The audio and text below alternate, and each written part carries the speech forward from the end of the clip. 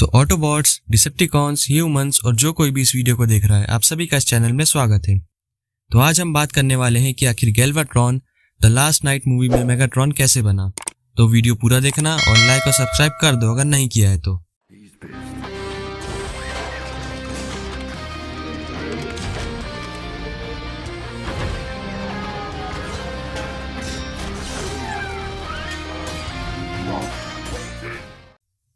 तो यार, जैसा कि हमने देखा एज ऑफ एक्सटिंक्शन मूवी में, लॉकडाउन से हुई लड़ाई के बाद ऑप्टिमस प्राइम सीड लेके स्पेस में अपने क्रिएटर्स की तलाश में निकल चुका था।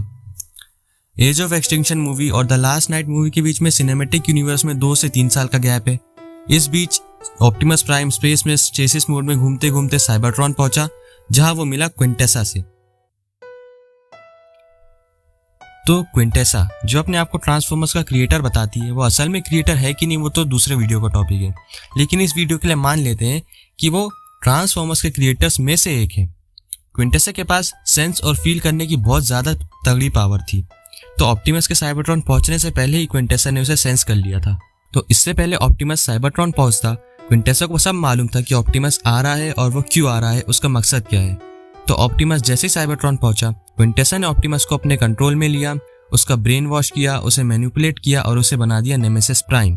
और इसी प्रोसेस में ऑप्टिमस को एक जोर का झापड़ पड़ा था, जिसने उसका फेस आधा रेड कर दिया था। अब ये मैं क्यों बता रहा हूँ, वो इसलिए क्योंकि द लास्ट नाइट मूवी में हमें जब मेगाट्रॉन का फर्स्ट लुक दिखाया गया था, जब वो शिकागो में बैरिकेड से बात कर रहा था, तब उसके फेस में भी वही रेड निशान था। तो यार, इससे ये साबित होता है कि मेगाट्रॉन जो उस समय गैल्वाट्रॉन की बॉडी में था, वो ऑप्टिमस प्राइम से पहले ही क्विंटेसा से मिल चुका था, और इससे पहले ऑप्टिमस प्राइम साइबरट्रॉन में पहुंचता वो पृथ्वी लौट चुका था। तो अब सवाल उठता है, कैसे? आखिर मेगाट्रॉन या गैल्वाट्रॉन को कैसे मालूम था कि क्विंटेसा उनकी क्रिएटर्स में से एक है? उससे मिलना कैसे है, उससे मिलना कहाँ है और उससे मिलना क्यों है? तो इसका जवाब हमें मिलता है ट्रांसफॉर्मर्स की पूरी हिस्ट्री में। फर्स्ट पार्ट में मेगाट्रॉन क्यूब के जरिए साइबरट्रॉन को फिर से जिंदा करना चाहता था। सेकंड पार्ट में सन हार्वेस्टर के जरिए। थर्ड पार्ट में तो साइबरट्रॉन को ही पृथ्वी में ले आए थे ताकि पृथ्वी के रिसोर्स यूज करके साइबरट्रॉन को फिर से रीबिल्ड कर सकें। फोर्थ पार्ट में सीड्स के जरिए फिर से आर्मी बना के किसी तरह साइबरट्रॉन को जिंदा करना चाहता था। तो पूरी हिस्ट्री में मेगाट्रॉन का सिर्फ एक ही मकसद रहा है, वो है साइबरट्रॉन को फिर से पहले जैसा करना।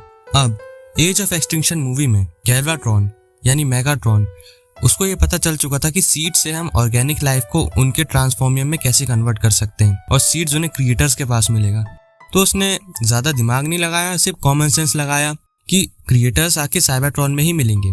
तो बस वो साइबरट्रॉन के लिए निकल गया। अब साइबरट्रॉन जाने के लिए मेगाट्रॉन जेट में ट्रांसफॉर्म हुआ। अब मेगाट्रॉन जेट में कैसे ट्रांसफॉर्म हुआ, उसका transformation style default KSI drones जैसा क्यों नहीं था, वापस ट्रेडिशनल ट्रांसफॉर्मर स्टाइल जैसा क्यों था, ये सब के बारे में आज वीडियो डल जाएगी, क्योंकि अगर मैं ये सब इस वीडियो में इंक्लूड करूंगा तो ये कुछ ज्यादा ही लंबी हो जाएगी।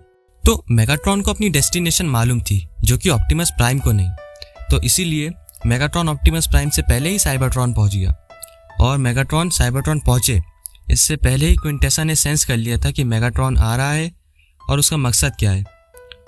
तो क्विंटेसा ने मेगाट्रॉन को सीड का लालच दिया और उसे अपने पास बुलाया, और फिर क्विंटेसा ने मेगाट्रॉन को कंप्लीट मेगाट्रॉन बना दिया। और इसी प्रोसेस में मेगाट्रॉन को मिला क्विंटेसा का सिग्नेचर गॉडेस रेड मार्क, जो कि ऑप्टिमस प्राइम को मिला था। अब सवाल ये आता है कि आखिर मेगाट्रॉन को उसकी द लास्ट नाइट वाली बॉडी कैसे मिली?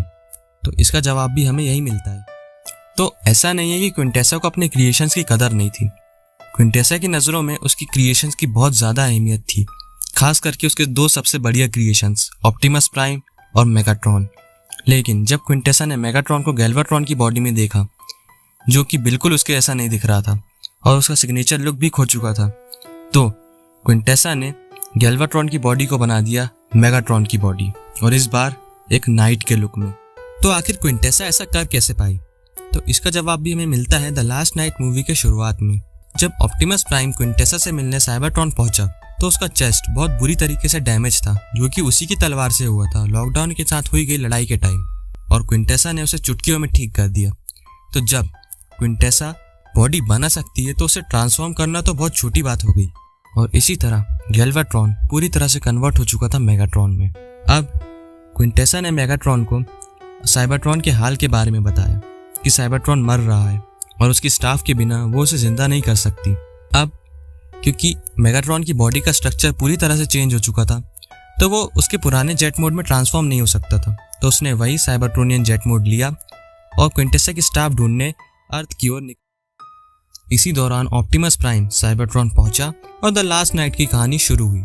तो इसी तरह मेगाट्रॉन ऑप्टिमस प्राइम से पहले ही क्विंटेसा तक पहुंचा और वापस भी लौट गया, इससे पहले कि द लास्ट नाइट मूवी शुरू होती। तो यार अगर वीडियो पसंद आया तो लाइक, शेयर और सब्सक्राइब कर देना, और हाँ, बेल आइकन दबाना मत भूलना। मिलते हैं नेक्स्ट वीडियो में।